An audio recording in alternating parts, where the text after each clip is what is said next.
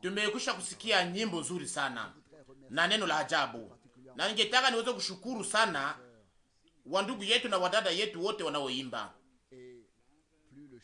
Na wakati wote wimbo inapokuwa wazi na inapokuwa nzuri, inakuwa vema sana, na tunafurahi kwa ajili ya hiyo, na tunatumaini ya kwamba yote itafanyika vizuri, na pia pamoja na wandugu yetu na wadada yetu wapya, na kwamba kila mtu atajisikia vizuri, na kwamba hapa ndani ya nyumba ya Mungu tutaimba, tutapiga vinanda na tutaweza kutangaza neno.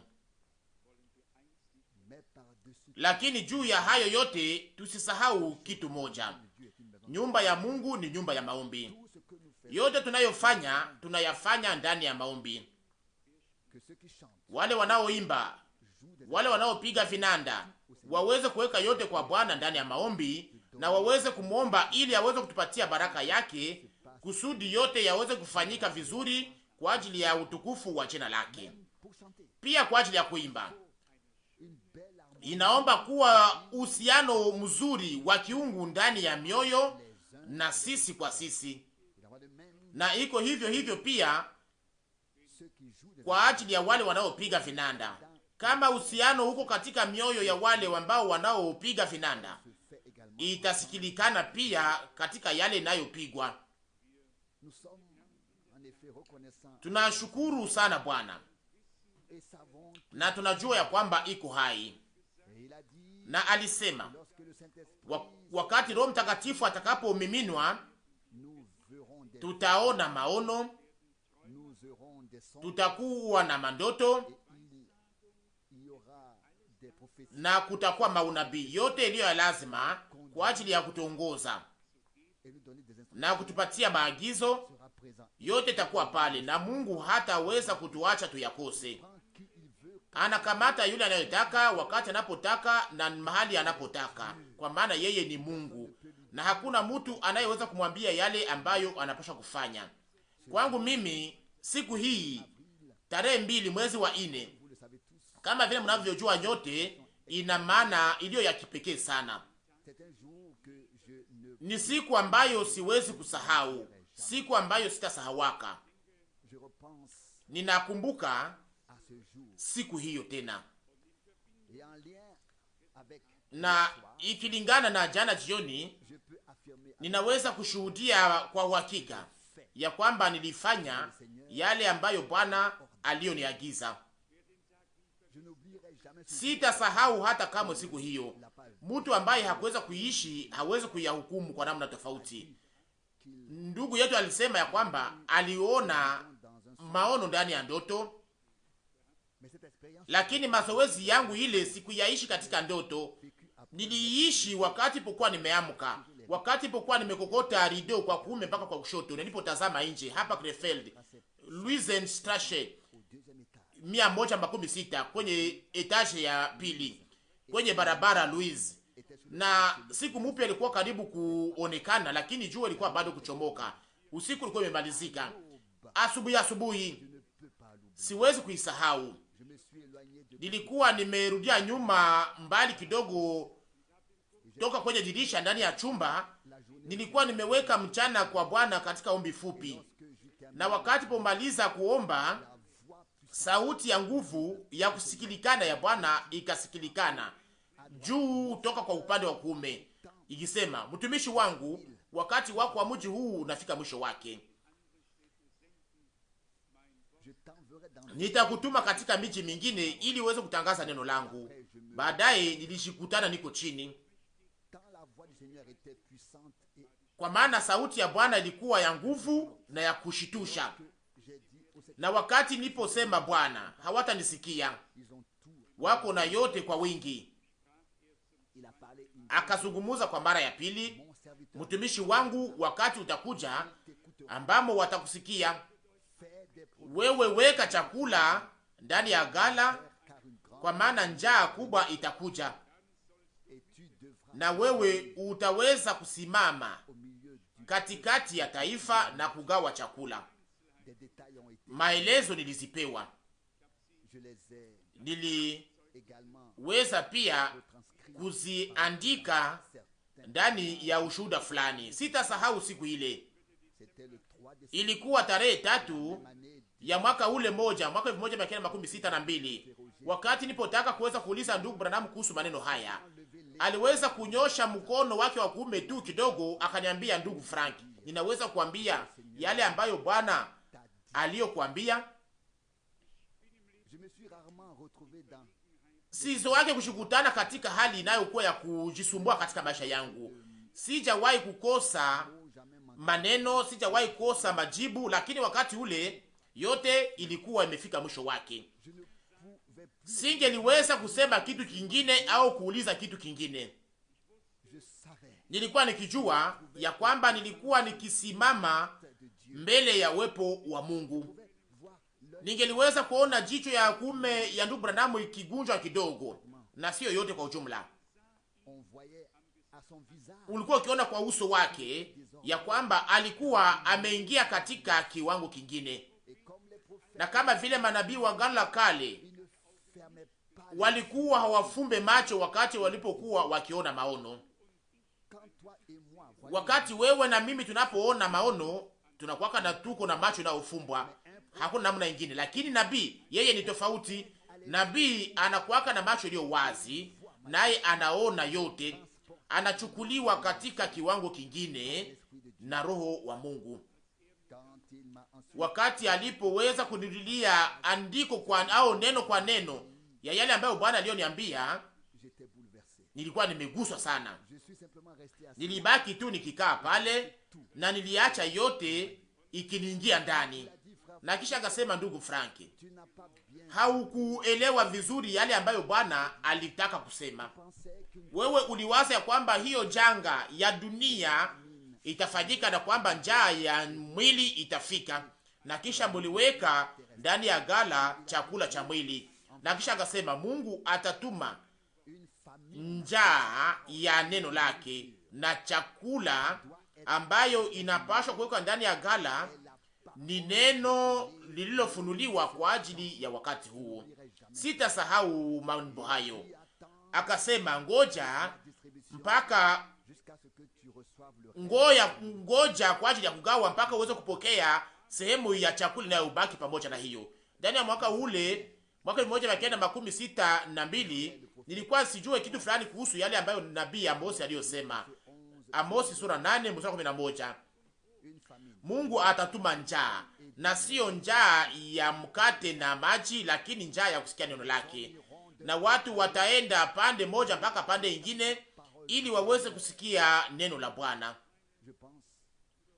Na ninakumbuka ya kwamba ndugu Rusi amekwisha kuzungumzia chanzo ya mambo hayo katika neno lake la kuanzisha. Waandishi walikuwa na matafsiri yao juu ya neno, lakini neno katika hali yake halisi ilikuwa imepita mbali nao kwa sababu ya matafsiri yao wenyewe. Na iko hivyo hivyo katika Ukristo wote. Watu walipoteza lengo halisi ya neno kwa sababu ya matafsiri yao. Lakini sasa kwa mwisho wa wakati wa neema, ilimpendeza Mungu ili aweze kufanya jina lake na neno lake kuwa kubwa na la utukufu, kama vile haikujulikana kwenye dunia hii tangu siku za wamitume. Hayo sasa imegeuka kuwa hivyo kwa mwisho kwa neema. Kwa maana inaandikwa ndani ya Mathayo sura 24 mstari wa 14, habari njema ya ufalme itahubiriwa kwa mataifa yote, ndipo sasa mwisho utakuja. Na Bwana Mungu alifanya ili hapa tuweze kutayarisha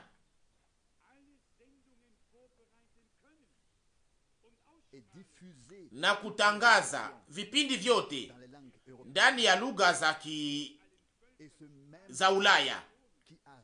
Na yule Mungu mmoja aliyekusanyisha watu hapa, watu wa makabila zote, lugha zote na mataifa yote, anaweza kutusaidia, anaweza kutuvuvia, anaweza kutupatia neema yake, ili kitendo cha nguvu cha Mungu kiweze kuanza na kutenda, na ili makabila za Ulaya wa Mashariki na pia wa ulimwengu mzima wote waweze kufikiwa kwa huu ujumbe wa utukufu wa Yesu Kristo kupitia kweli ambayo Mungu yeye mwenyewe na sio kingine waweze kuhubiriwa.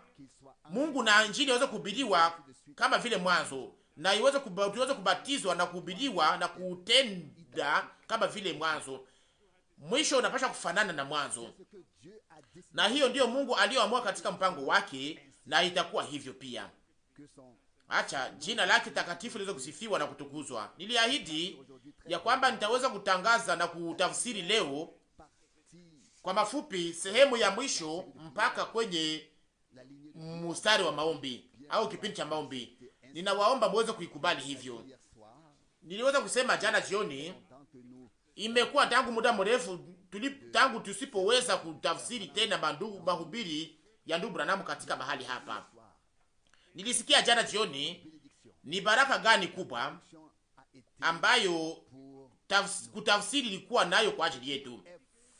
Yale iliyo ajabu ndani ya mambo hayo ni kwamba sisi sote, na ninajiingiza katika mambo hayo, tuliweza kuishi Mungu, tuliweza kupokea kushuhudiwa, tulipokea maagizo. Mungu alifanya mambo mengi ambayo tunamshukuru kwa ajili yake, lakini pia kushuhudiwa kwa hapo hapo kwamba vipofu waliozaliwa vipofu wanaona hapo hapo, kuona wafu walikuwa wakifufuka, na hiyo kitu moja kilifanyika kama ile iliyofanyika katika huduma ya Yesu Kristo, sawa sawa na neno la andiko ndani ya Yohana 14 mstari 12, makazi ninazozitimiza nazi mutazitimiza pia, na mutatimiza pia zilizo kubwa kuliko hizi. Tunapaswa tu kuyasema hayo yalifanyika kweli kweli katika huduma ya ndugu Branham. Nishaka kuambia hapa na mara nyingi pia, maajabu ya uumbaji ilikuwa ikitendeka. Sitasahau ushuhuda ule wakati mwanamke aliyekuwa na mshwari mbele ya uso wake alipokuja ndani ya mstari wa maombi, na ndugu Branham aliposema, dada, usilie, wewe amini, kwa maana yote inawezekana kwa yeye anayeamini. Na wakati aliposema kwa mara ya pili, dada, usilie, alikuwa ameweka mshwari yake pembeni, na kansa ilikuwa imekula pua yake. Alikuwa hana tena pua, alikuwa halie tu, alikuwa akikamata mshwari ili aweze kufunika hiyo shida ambayo iliyokuwa imetendwa na hiyo kansa. Sijue kama ningeliweza kufanya nini au tungeliweza kufanya nini katika hali hiyo. Na wakati alipoona sasa hiyo shida, akasema, dada yangu, amini, kwa maana yote inawezekana kwa yeye anayeamini. Ilikuwa katika mwaka 1958 na nilisoma ushuhuda ule ndani ya Herald of Hope. Juma tatu baadaye, mwanamke yule alikuwa na pua mpya. Haikukuwa tu ajabu ya uponyaji, lakini ilikuwa ni maajabu ya umbaji. Mungu alishuhudia neno lake na akafanya mambo makubwa kwa neema. Yesu Kristo ni yule yule jana, leo na ni yule yule milele na milele. Tumutumainie, tumwamini. Alifufuka toka wafu, anaishi na anasema, nilipewa uwezo wote mbinguni na duniani. Angali yule yule tena, angali na uwezo wote, angali yule yule tena leo. Waebrania 13 mstari wa 8. Yale nayo yaandikwa hapa juu inapaswa kutimilika hapa katikati yetu. Yale yaandikwa hapa juu yetu inapaswa kutimilika katikati yetu. Amina. Na hiyo yatatimilika. Mwisho utafanana na mwanzo. Tuimbe amini tu, amini tu.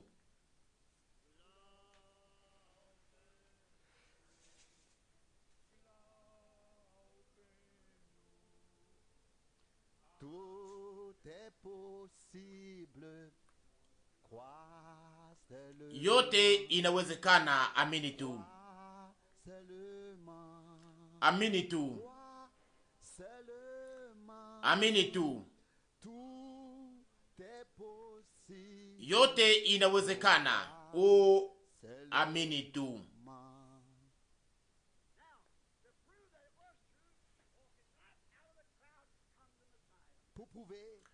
Kwa ajili ya kuonyesha kwamba ni kweli Masia alitokea katikati ya kundi, mtu ambaye aliyekuwa akivaa kama vile wengine, lakini Yohana alisema, tazama mwana kondoo wa Mungu anayetoa dhambi za dunia. Namna gani alijua, namna gani alimtambua yule anayenituma ndani ya jangwa, yule ambaye utakayeona Roho atashuka juu yake, yule ambaye utakayeona Roho akishuka juu yake, yeye ndiye anayebatiza kwa Roho Mtakatifu na kwa moto. Mnaona, ilikuwa naomba kuweze kuwa na alama kwa wakati ule. Mumeelewa hiyo? Yohana alikuwa akijua ya kwamba saa ilikuwa imekuja, kwa maana alikuwa nabii. Hiyo alikuwa ameifunuliwa. Alikuwa akijua ya kwamba wakati ulikuwa umekuja na alama ingepaswa kuonekana, na wakati alipomwona akasema, iko katikati yetu, iko katikati yenu.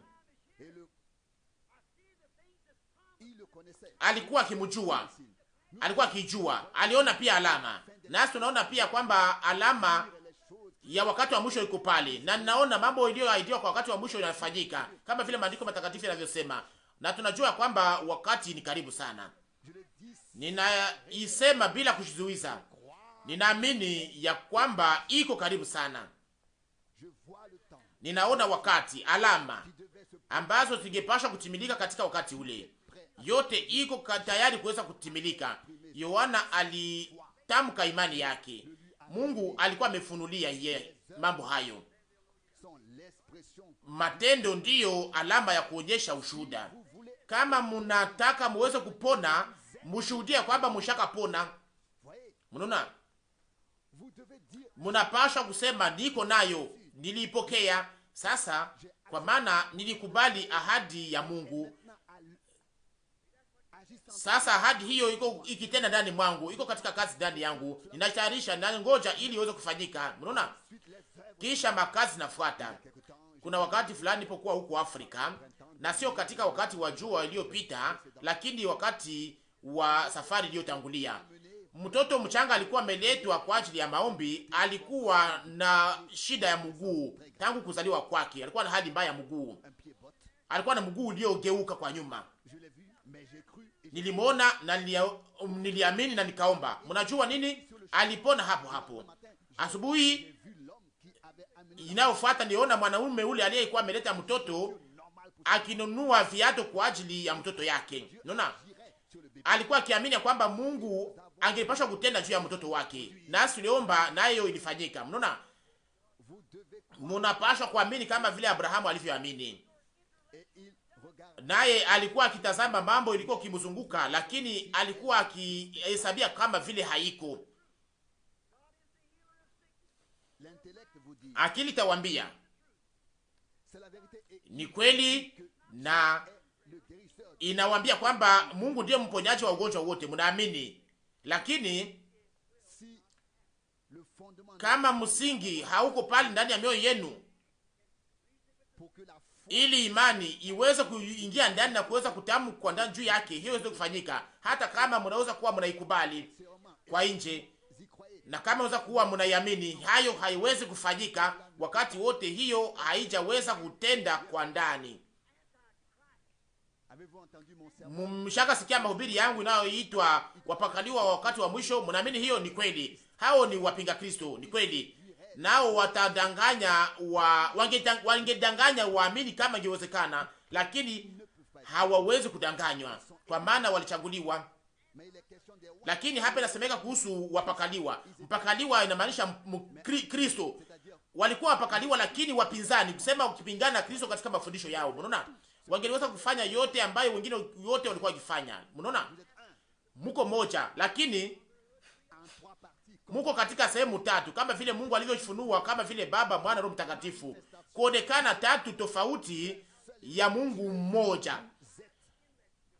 Muko mwili, roho na nafsi, na kwa nje muko na hisi tano: kuona, kugusa, kunusa na kuonja na kusikia na nje.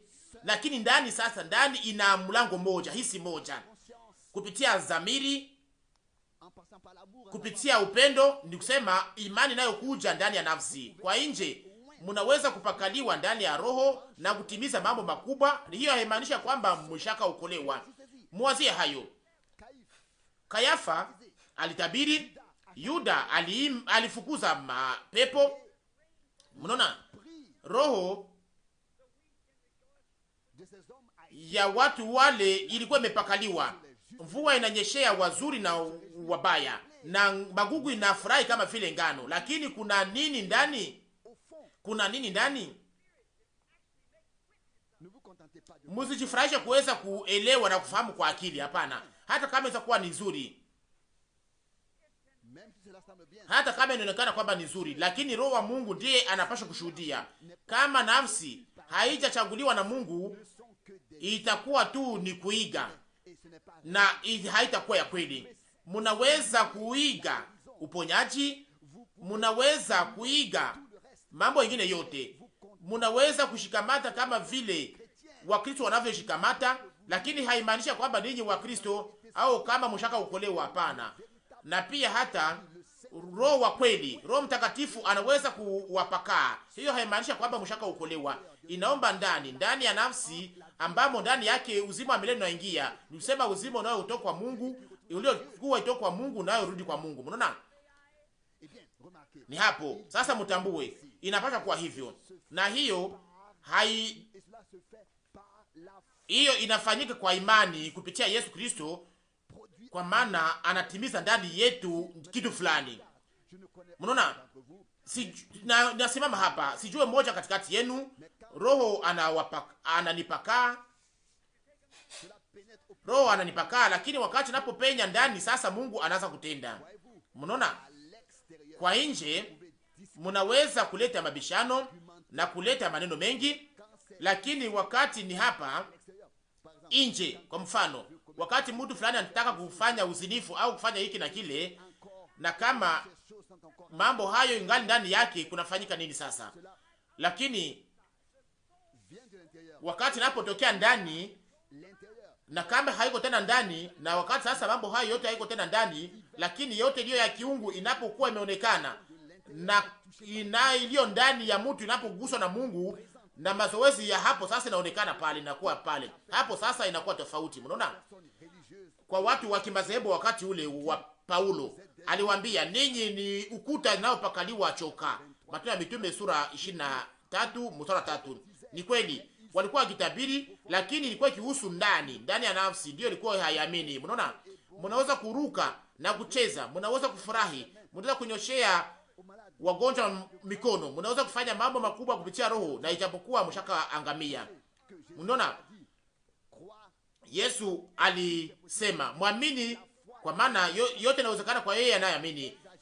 Imani na matendo iko kama vile mwanaume na mwanamke, inatembea pamoja, inatenda pamoja. Mwanaume anahitaji mwanamke na mwanamke anahitaji mwanaume. Wakati mwanaume anaposema ninaoa, anapaswa kushuhudia kwamba alishaka oa na iko na mwanamke. Kama si hivyo, itakuwa tu ni maneno yake. Kama anasema nimeshaka oa, unaweza kuniuliza mke wako iko wapi? Au mke wako iko wapi? Kama siwezi kumuonyesha, sasa kunafanyika nini? Sasa mke wako iko wapi? Na kama najibu sasa sijui, siwezi kuamini hiyo. Unaona? Lakini kama muko na hiyo mnayosema kwamba muko nayo, kama muko na imani, sasa namna gani mtaweza kunionyesha kwamba muko na imani? Ni kupitia matendo yenu. Nimeoa, namna gani ninaweza kujua kwamba ushakaoa? Tazama mke wangu. Mnaona? Nimeoa au nimeolewa, tazama mume wangu. Nimepona. Sasa namna gani tutaijua? Hapo sasa matendo yangu inaonyesha imani. Inaonyesha imani yangu. Mnaona? Na sio yale mnaoshuhudia tu, lakini imani ambayo Mungu anayotenda ndani yenu. Mnaona?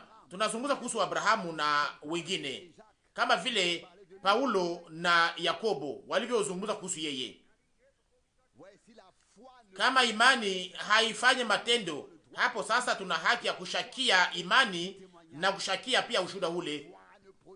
kama imani haizae matunda, ninyi mnayokuja katika mstari wa maombi na mnayosema akose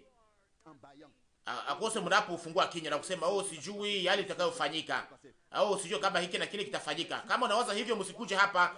Lakini kama mko na imani sasa inaambatanishwa na matendo, kama vile mwanaume na mwanamke ni umoja, na hiyo inapaswa kufanyika. Mnaona, Abrahamu aliona hiyo umoja takatifu, wote wawili walikuwa pamoja. Yote iliyokuwa ikipingana na imani yake alikuwa akihesabia kama vile haiko. Na waza ya kwamba nyuma ya miaka 20 akose mtu mmoja aliweza kuja na kumuuliza, Abrahamu, baba ya mataifa, hasa watoto wako uko wapi? Kwa maana Abrahamu inamaanisha kwamba ni baba wa mataifa. Jina lake inamaanisha hiyo, baba wa mataifa. Ongeza kumuuliza watoto wako wapi? Lakini hiyo hakumkwaza, haikumzuiza. Biblia inasema kwamba hakukwaa kwa kutokuamini. Waroma sura 4 mstari 20. Alikuwa alitarisha yote, vitambaa vya mtoto, ya kukamatia mtoto ndani. Alikuwa alitarisha yote na kisha akaiweka pale. Sara akasema, sikia, tunangoja mtoto yule tangu muda mrefu.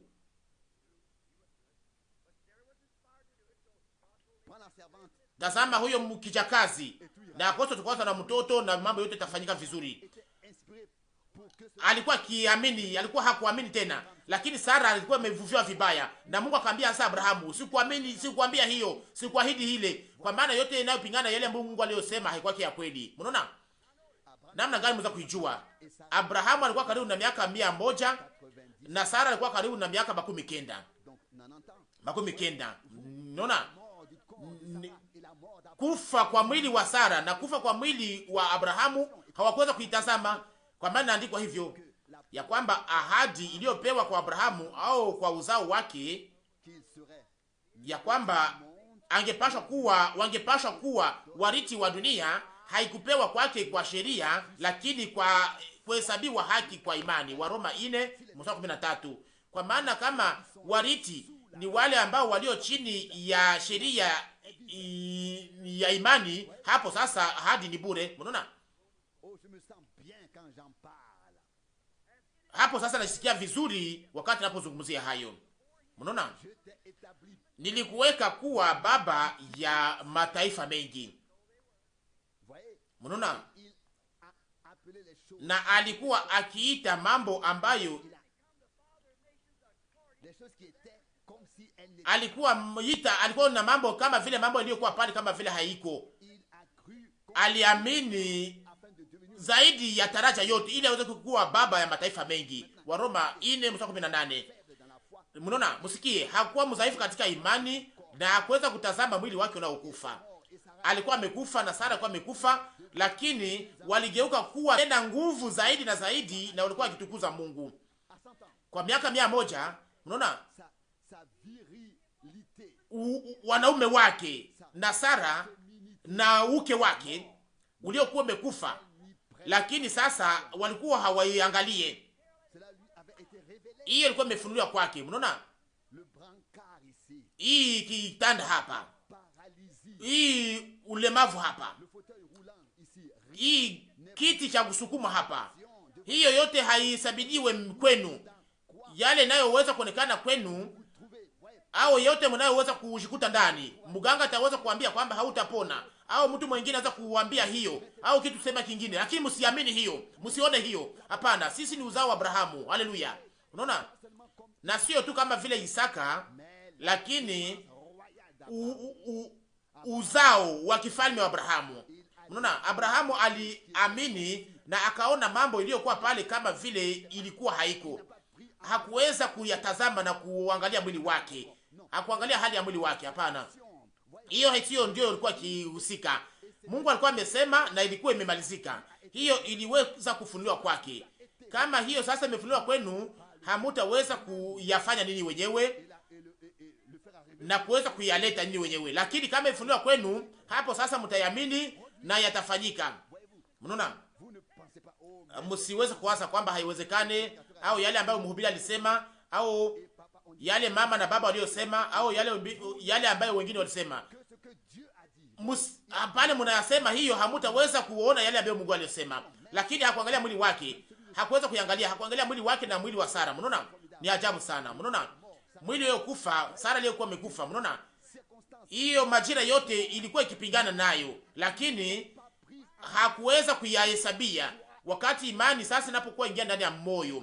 Unaona, kama vile mwanaume na mwanamke wanavyoungana na kuzaa, inaonekana hapo, inaonekana. Haleluya! Na iko hivyo hivyo pamoja na sisi.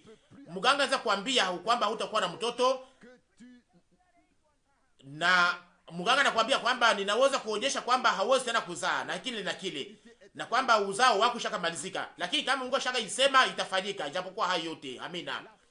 Imani iliweza kuonyesha msingi wake, iliingia ndani, na kisha kukakuja kujenga chembe baada ya chembe kingine, na hapo sasa kuzaa ikaonekana. Amina.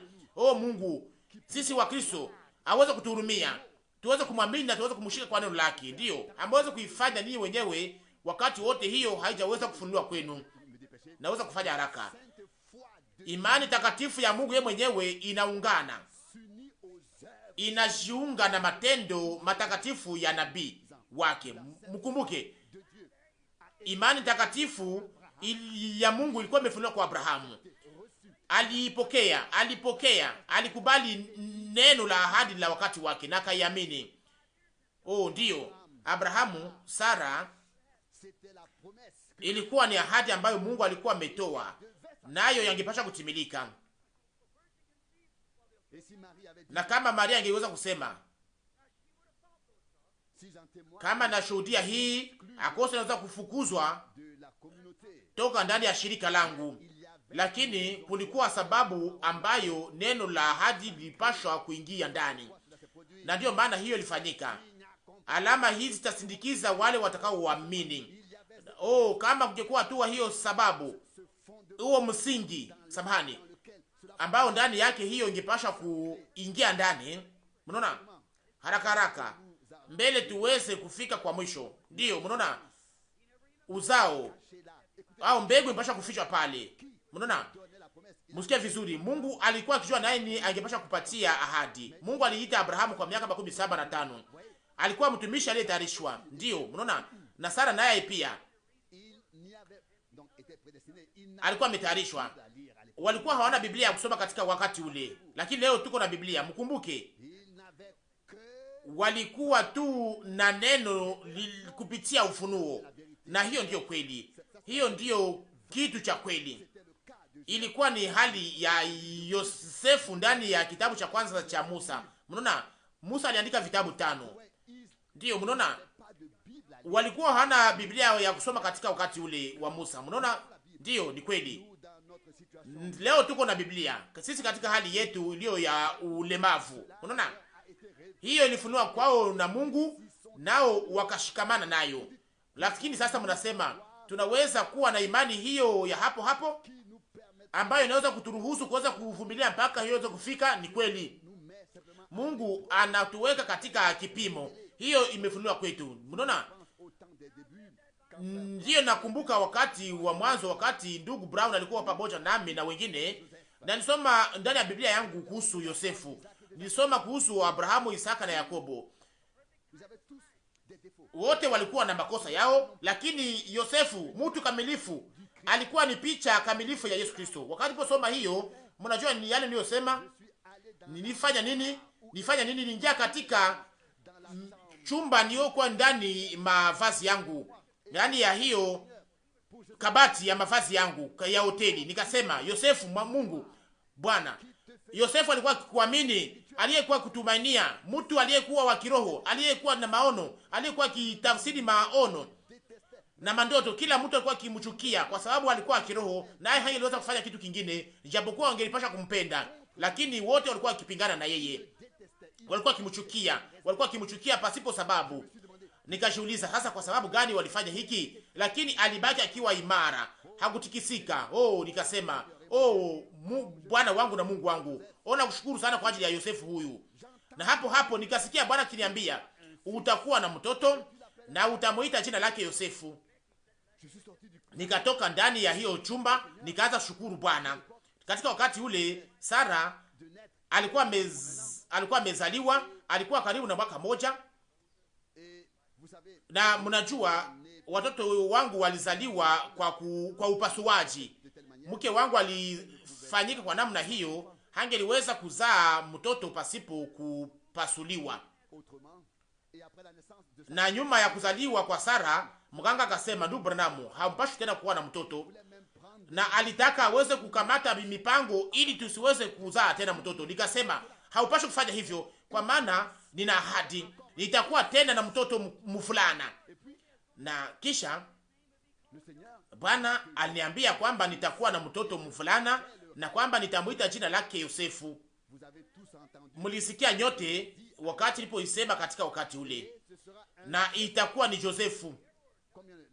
Wangapi waliosikia ni wakati niliposema, niweza kuisema mahali pote katika nchi yote, jina lake litakuwa Yosefu.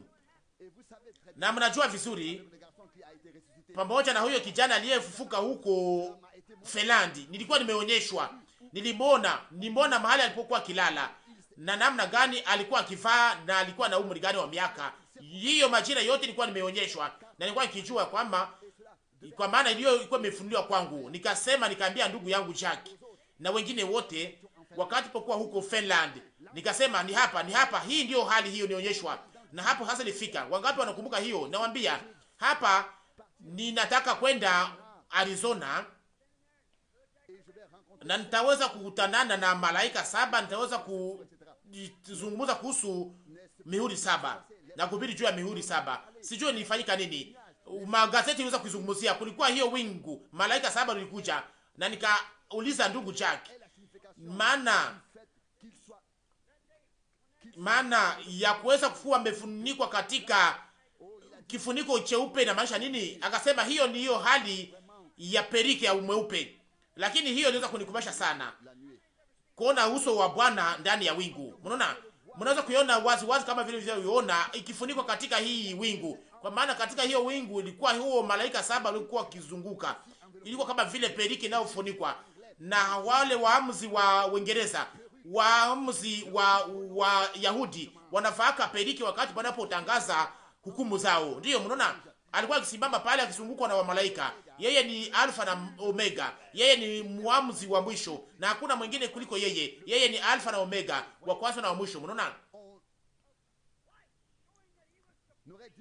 wangeweza kusema kwamba alikuwa amefunikwa kama vile kwa katika perike. Iko na mamlaka ya juu sana na ya mwisho. Haleluya! Alikuwa akisimama pale, ni ufunuo, Alfa na Omega, wa kwanza na wa mwisho. Inalingana na neno. Na kisha miaka fulani baadaye, mke wangu akawa na mimba, na watu wakaanza kuuliza, itakuwa sasa ni Yosefu? Nikasema sijui. Sasa muwazie, wakati mtoto alipozaliwa hakuwa Josefu, lakini akakuwa Rebeka. Na hapo sasa watu wakanicheka, wakasema, sikia, ulishidanganya, haukutaka kusema Yosefu, ulitaka Josephine. Hapana. Nikasema hapana, nilisema Josefu, kwa maana ni hiyo ndio Mungu aliyoniambia. Mlisikia mahali pote, na wengi walisema, sikia, huyu ni nabii wa uongo. Nikasema msikie, kama vile Abrahamu walimwambia kwamba angepaswa kuwa na Isaka, na kishapokuwa Ismaeli akazaliwa, lakini hiyo haikubadilisha kitu fulani juu ya ahadi. Nikasema nitakuwa na mfulana na nitamuita jina lake Yosefu. Na nyuma ya kuzaliwa hile, mganga alitaka aweze kukamata maamuzi ili tusiweze tena kuzaa watoto. Nikasema usifanye hivyo, kwa maana nitakuwa na mtoto mfulana. Mungu aliniambia hivyo. Sikukwa kwa kutokuamini, ligeuka kuwa tena nguvu zaidi, kwa sababu ni Mungu ndiye alikuwa ameniambia hiyo. Amina. Na tena ingi mara moja walisema, ulitaka kusema Josephine na sio Yosefu. Na mganga akasema, mke wako hawezi pasha kupata mtoto tena. Kisha miaka fulani ilipita, na kisha tena akawa mama ya mtoto. Alikuwa samani, alikuwa na mimba, akawa tena na mimba. Na hapo sasa watu wakasema, watu wa shirika lingine wakakuja, wakatoa maunabii, na dada moja aliweza kutabiri pia, alitabiri akasema, sasa Bwana ataweza kumaliza hii mambo pamoja na Bili na ataweza kumnyang'anya mke wake, na Mungu aliweza kunitayarisha kwa ajili ya kumuongoza. Nikamwambia hakuna Mungu anitayarisha niweze Mungu akutayarisha mtu mwingine za kuniongoza, lakini Yesu Kristo pekee yake kupitia Roho Mtakatifu wake. Na huyo mama Morgan aliyekuwa amekuliwa na kansa angepasha kukufa tangu miaka 20, lakini Mungu alimchunga akiwa hai mpaka leo na alimponya, na sasa iko natumika kwenye hospitali ya Jeffersonville. Nikaambia mke wangu Meda, sikia, sio Mungu wetu hii marishi hapa, lakini dada yetu, lakini tunampenda, na lakini Bwana wetu ni Mungu wetu.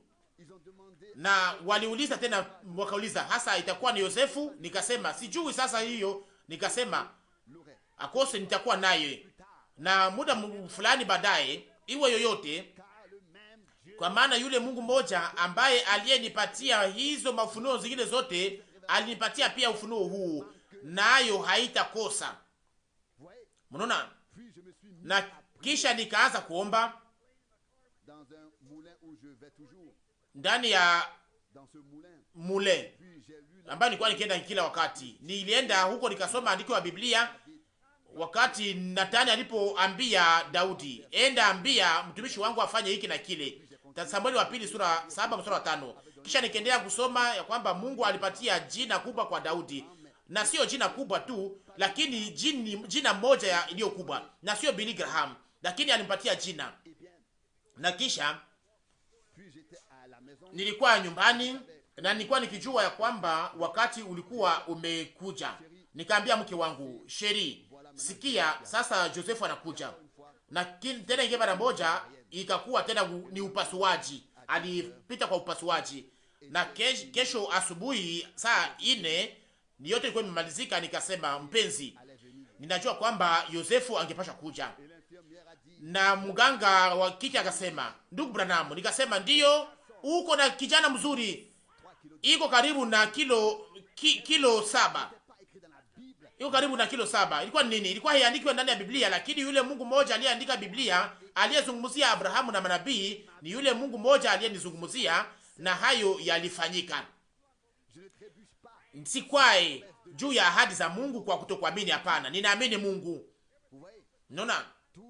Ingine yote ambayo inayofanyika, na hata kama shetani alitaka kuniletea shida, nilisahau ingine yote. Imani kwa imeingizwa katika yale ambayo Mungu alikuwa amesema ndani ya ahadi. Unaona?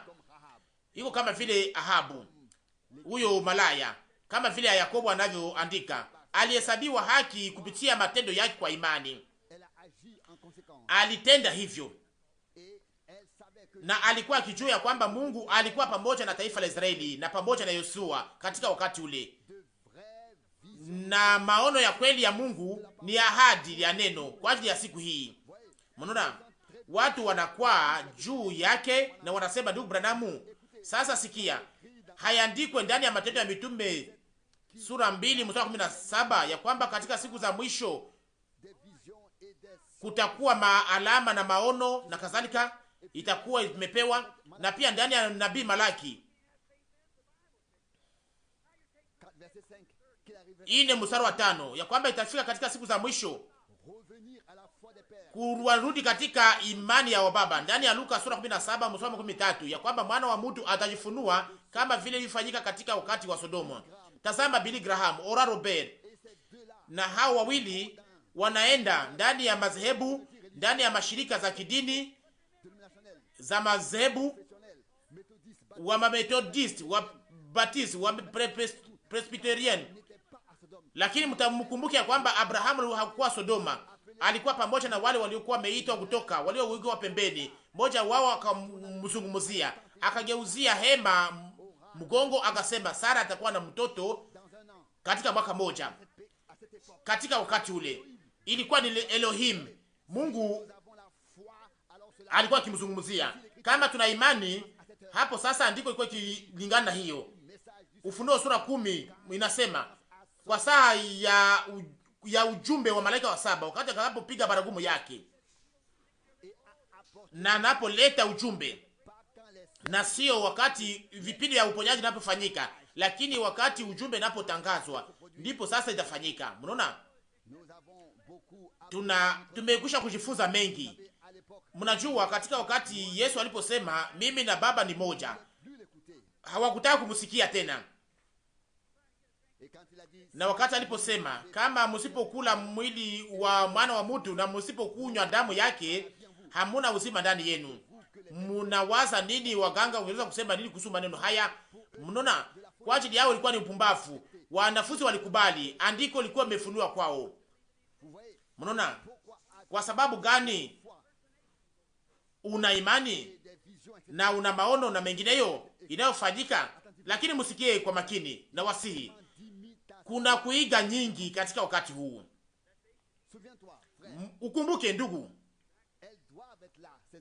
yanapaswa kuwa pale. Hiyo ubabu ya kuiga ni kweli, kama vile ilikuwa katika wakati wa Musa.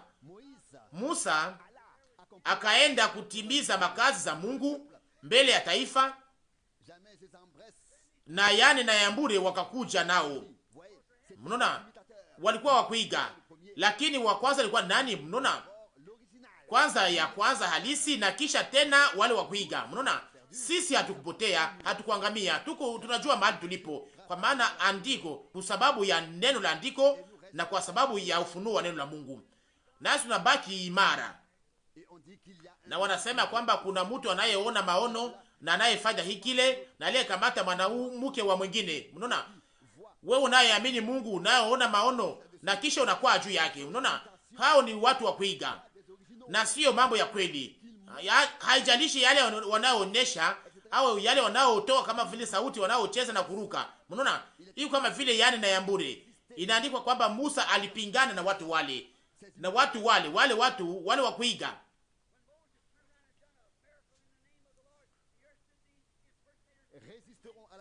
Watapingana na kweli katika siku za mwisho. Timotheo wa pili sura 3 mstari 8. Mnaona, Musa alifanya maajabu kwa jina la Bwana, na sasa wengine wakakuja wakafanya maajabu kama vile wa kuiga, lakini Musa hakusimamia pale. Hapana, alikuwa akijua nani alikuwa akimwamini. Haleluya! Alikuwa akijua ya kwamba watu wa kuiga wangepashwa kupata haya na neno litaweza kufuata njia yake. Mnaona, niliweza kuijua pia katika miaka hii yote. Wakati utakuja, mnaona, ambamo maajabu yote ya Mungu yatafanyika. Mnaona, wakati Mungu anapotuma kitu fulani ndani ya kanisa, mnaona, hawezi kuituma ndani ya hii mitumikio ya zamani inayobaki bila hata mabadiliko. Hapana, inaweza kuwa ni bure.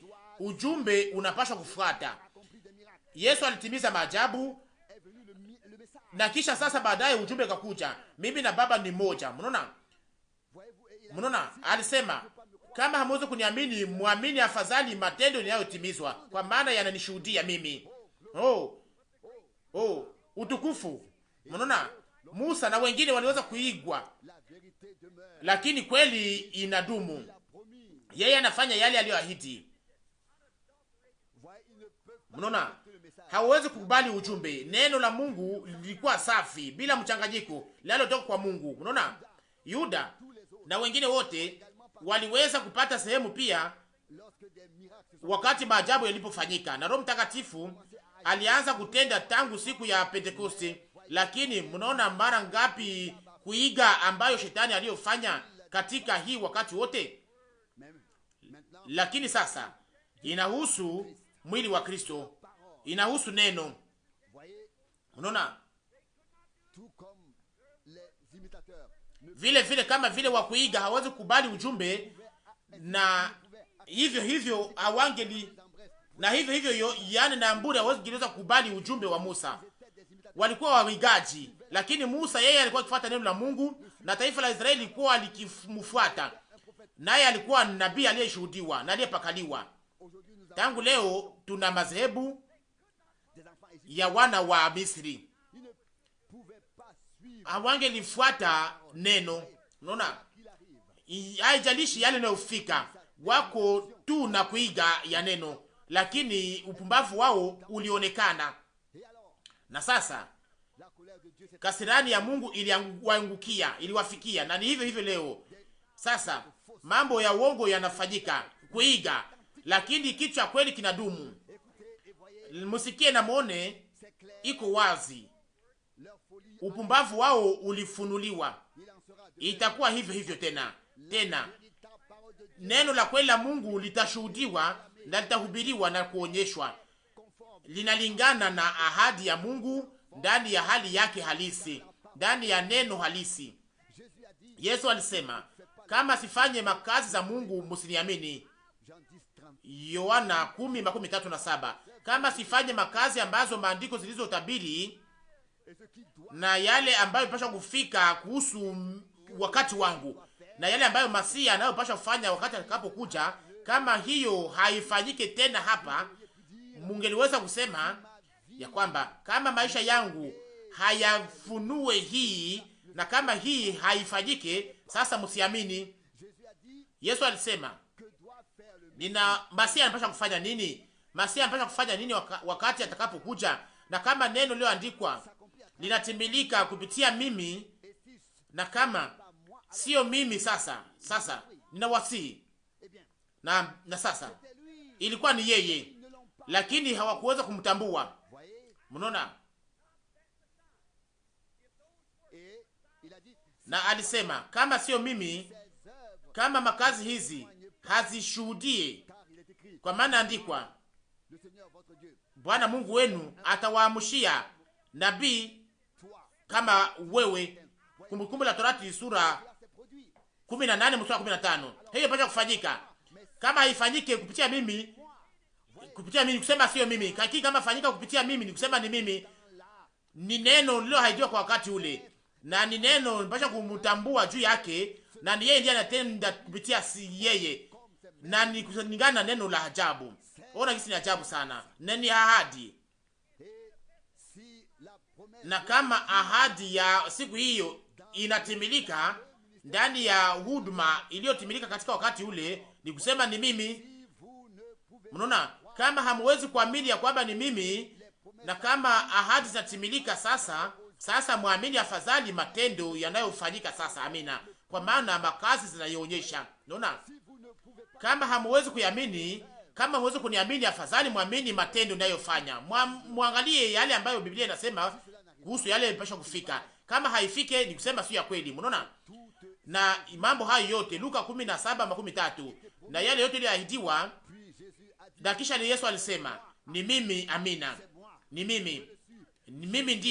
Mimi ndiye aliyekuwa ameahidiwa kuja, na ni yule aliyeahidiwa kuja. Hayo makazi mamoja yaliyoahidiwa katika wakati wale, katika wakati wake, na aliyotimilika katika wakati ule, ili aweze kushuhudia kwamba yeye ni Masia. Mnaamini hiyo? Niko hivyo leo tena leo. Sawa sawa na Luka sura 17:13. Yale ambayo Yesu aliyoahidi nayo sasa inaanza kutimilika. Yote iko inatimilika mbele ya kuja kwake. Ulimwengu unafika katika hali ya Sodoma, na kama vile vilikuwa katika wakati ule, na itakuwa hivyo tena leo. Kama sasa haifike sasa leo, sasa msiamini. Lakini kama inafika sasa, ni kusema ni kweli. Na hapo sasa muamini ya kwamba ni yeye ndiye. Na ni yeye wakati siku ambayo mwana wa mtu atajifunua. Amina. Mwana wa mtu atajionyesha ndani ya mwili, ndani ya kanisa, ndani yenu ninyi watu, ninyi kupitia ninyi hapa kama vile walivyoitwa kutoka Sodoma. Nikusema katika wakati ule kundi lililokuwa kiamini ahadi pamoja na Abrahamu. Ninyi watu mnaoamini, ninyi makazi zinazotendeka kupitia Roho, maahadi zisizoweza kukosa, na malama na maajabu leo zinafanyika kama vile vilivyokuwa imeahidiwa katika Biblia, Malaki, Ufunuo na maandiko zingine zote za Biblia zinazotimilika sasa. Kama sikuweza kuambia kweli, mambo haya hayangeliweza kufanyika. Kama niwaambia kweli, ni kusema sasa yanapaswa kutimilika, kwa maana Mungu anashuhudia neno lake. Oh, bibi harusi, sikia, ushike haya, uipokee katika imani kupitia ufunuo ndani ya moyo wako, kwa maana ni saha wakati huu sasa. Hii ndio saha sasa. Tuombe. Mungu mwaminifu, wewe uliyejifunua katika mwili, katika sura ya Yesu Kristo aliyefufuka toka wafu siku ya tatu, sawa sana maandiko, aliyepanda mbinguni na aliyetuma wanafunzi wake katika ulimwengu, akisema, alama hizi zitasindikiza wale watakaoamini. O Mungu, sasa makarama zimerudishwa ndani ya kanisa la Kipentekosti, na wengi wanasikia mahubiri haya inayokamatwa katika ulimwengu. Sasa mnisikie, niwaambie, ni saa ya bibi harusi sasa, kwa ajili ya uamsho wa Pentekosti, kwa ajili ya kurudishwa makarama ndani ya kanisa. Sasa wakati unayoishi ndani ni mwito wa kutoka kwa bibi harusi. Ujumbe ingine mpasha kukuja kama vile wakati mbele Sodoma inaweza kuunguzwa na kubomolewa. Nilikubali katika imani, o Mungu mwaminifu, kupitia Roho wako. Hiyo ilifunuliwa na kushuhudiwa, ikatangazwa katika ulimwengu mzima. Ni kweli Bwana, taifa lako siku zote linakuwa ni chache, lakini ulisema msiogope ninyi kundi ndogo, kwa maana baba yenu alipendezwa kuwapatia ninyi ufalme. Luka 12:32. Ninaomba Baba, ili uweze kuitoa katika akili, uweze kuingiza ndani mwao, ili waweze kujua ya kwamba hiyo inalingana na maandiko. Katika wakati wa Danieli walikuwa wakisema ya kwamba katika ufalme wako kuna mtu ambaye Mungu anafunulia masiri, na alikuwa anajua mandoto na mengineyo. Danieli 5:11. O Mungu, tenda tena kwa roho, kwa ile roho moja iliyokuwa katika kitendo tangu siku ya Pentekoste, iliyokuwa ikitenda katika vizazi vyote, katika wakati wote, katika wakati wa Wesley na nyuma ya hapo. Anamaliza mashaka yote na yote iliyo katika mawazo. Yule wa haki, Luteri alikuwa akisema, wa haki anapaswa kuishi, mwenye haki anapaswa kuishi kwa imani. Na kisha wa Methodisti walitambua ya kwamba wangelipashwa kutakaswa bila mashaka. Na kisha kukakuja shirika la Kipentekoste ya kwamba wangepashwa kuzungumza kwa lugha. Na kisha kukakuja sasa ufunuo, na sasa kunakuja uponyaji wa kiungu na mengineyo. Mashaka yalimalizika. Ni sasa wakati wa bibi harusi. Bibi harusi sasa anaitwa kutoka Bwana. Ulimwengu hawaitambue, lakini tunayatambua. Na acha basi mashaka yote ndani ya mioyo ya watu iweze kuwa imetoshwa, waweze kufungua, wajifungue. O jua, wajifungue kwa ajili ya jua na kwa ajili ya upepo, waweze kukomaa, waweze kuingia katika kiwango cha mbingu kama vile ngano, na hapo sasa majani itaunguzwa. Uiwapatie katika jina la Yesu Kristo, amina. Na washukuru kwa ajili ya nia yenu. Mungu awe pamoja nanyi na aweze kutenda ndani ya mioyo yenu. Ndugu Frank, neno la mtafsiri, na waza ya kwamba sisi wote tunakubaliana hiyo, na natumaini kweli kweli ya kwamba sisi wote tumekwisha kusikia ya kwamba haikukuwa tu mahubiri ambayo mtu yoyote angeliweza kuleta wakati anapojifunza kuhusu Biblia au anapotafuta na anapopata andiko za Biblia zinazohusu maneno haya. Hapana, lakini hapa ilikuwa ni kitu fulani kilichokuwa tofauti. Ilikuwa ni ufunuo wa neno na wa mapenzi ya Mungu. Hapo hapo ilikuwa ikihusu na inahusu leo kuweza kuweka kanisa kwa wakati huu, kulijulisha habari za mwisho inayohusu ufalme wa Mungu. Na kama vile tulivyoweza kusikia vizuri, Mungu alikuwa na wakati na muda ambayo mambo fulani ilikuwa ikifanyika ndani ya siku zetu, yale ambayo Mungu aliyoahidi katika wakati ule na wakati huu, yale ambayo Mungu aliyoahidi katika wakati huu yamepaswa kutimilika. Hatupashi kutazama nyuma, na kama hilo inafikaka mara nyingi ya kwamba watu fulani wanatazama nyuma katika wakati wa Luteri, na wengine wanatazama wakati wa Wesley, wengine wanatazama wakati wa John Smith, mwanzilishi wa shirika la Kibatisti, na wengine wanatazama William Bruce aliyeanzisha jeshi la wokovu. Hatupashi kutazama nyuma, tunapasha kunyanyua macho yetu mpaka kwa Yesu, yeye mwanzilishi, yeye anaye amusha imani na kuifanya kuwa kamilifu, mwanzilishi wa imani. Waebrania 12 mstari wa 2. Kwa maana neno lake katika wakati huu na neno la ahadi hii tuweze kuingizwa katika imani, ili tuweze kushika ahadi hizo katika wakati huu, ili neno la Mungu liweze kugeuka kuwa ufunuo ulio hai, na sio kwa ajili ya kutafsiri tena, lakini ili mapenzi ya Mungu yaweze kufunuliwa kwetu kupitia Roho wa Mungu, ikilingana na neno la Mungu na kupitia Roho wa Mungu na Roho Mtakatifu. Unajisikia vizuri? Mahubiri haya ilikuwa ni ya lazima sana iweze kusikiliwa. Ina mengi ya kutuambia sisi, wewe na mimi na sisi sote, na muyamini kama vile ilivyokuwa tangu zamani, na iko hivyo tena leo. Na sio madhehebu na shirika zinazowekwa zinazokubali kitendo cha kimajabu cha Mungu. Zile madhehebu ziko na mitindo yao ya imani ya ibada.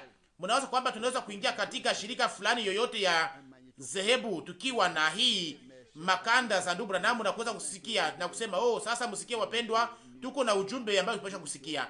Na hapo kama tunasema hivyo tutafukuzwa haraka nje. Leo hakuna nafasi kwa ajili ya Bwana huko, iko nje. Na ijapokuwa ndani wanaimba, wanaonyesha na wanafanya aina ya mambo yote, na ijapokuwa yeye mwenyewe iko nje, na yeye iko nabisha kwenye mlango na anasema, sikia, ninasimama kwenye mlango na ninapiga hodi. Kama mtu fulani akisikia sauti yangu, jana tuliweza kusikia pia na kusoma sauti yake ni nini. Sauti yake ni neno lake, na mtu anayesikia sauti yake anasikia neno lake. Mungu alikuwa na mabaki siku zote, na ingali tena hivyo leo. Hatungoje ili ulimwengu mzima uweze kuikubali, lakini naweza kuhakikisha kitu moja, kukubalishwa kwa imani. Wale wote ambao waliotayarishwa kwa ajili ya uzima wa milele ndani ya kizazi ketu watasikia na watakubali sasa neno la Mungu.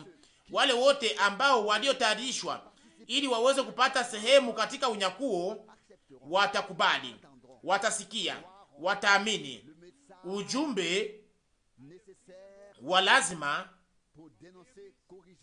ili waweze kukosolewa na waweze kutosha makosa yote inayotoka katika Babiloni, tuweze kuingizwa kwa neno lililo safi la Mungu na mafundisho safi, na kuweza kuwa tayari katika